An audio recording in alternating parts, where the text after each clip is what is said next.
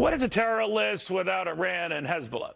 Well, ours, because National Intelligence Director James Clapper left them both off his worldwide terror assessment.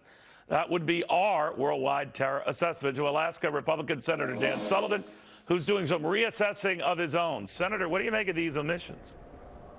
Well, you know, Neil, it's my first reaction when I heard it was, is this another concession from John Kerry in terms of his negotiations with the Iranians?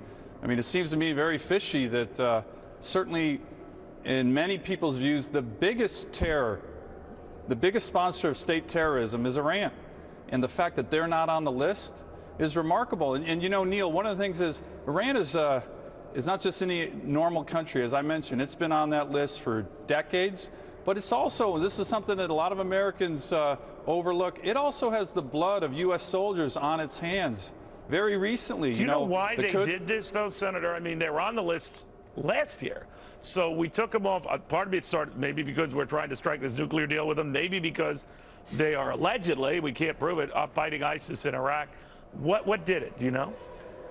I have no idea, but I'll tell you this. You know, one of the big issues with regard to the nuclear deal is that it should go before the Congress. Let the American people, through their representatives in Congress, weigh in, vote on one of the most important national security issues facing our country in a generation, and then we can ask these kind of questions. You know, but it would be very interesting to hear from John Kerry. Was this some kind of quid pro quo?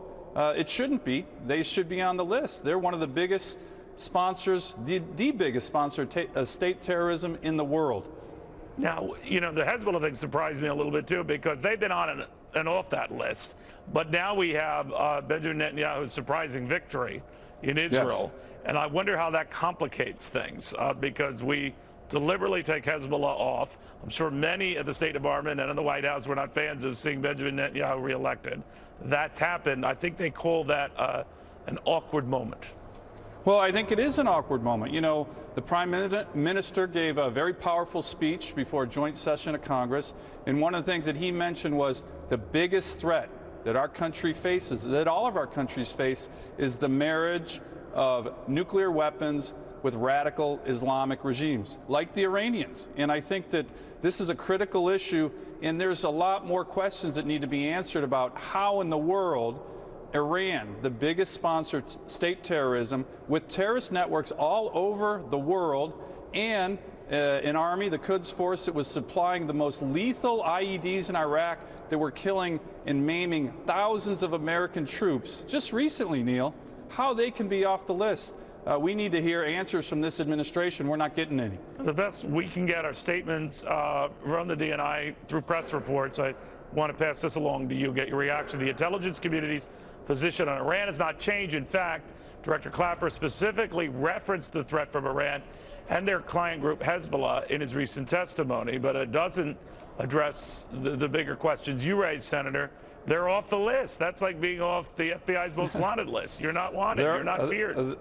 They're off the list. And again, given the consistent, regular concessions that Secretary Kerry has made in these negotiations, you know, it raises a lot of suspicions if this was some kind of quid pro quo tied to the negotiations. That's, again, why we need the Congress to weigh in on this, to vote. And, Neil, I think you're going to see a bipartisan support, certainly in the U.S. Senate, on that position. It's going to be an important issue.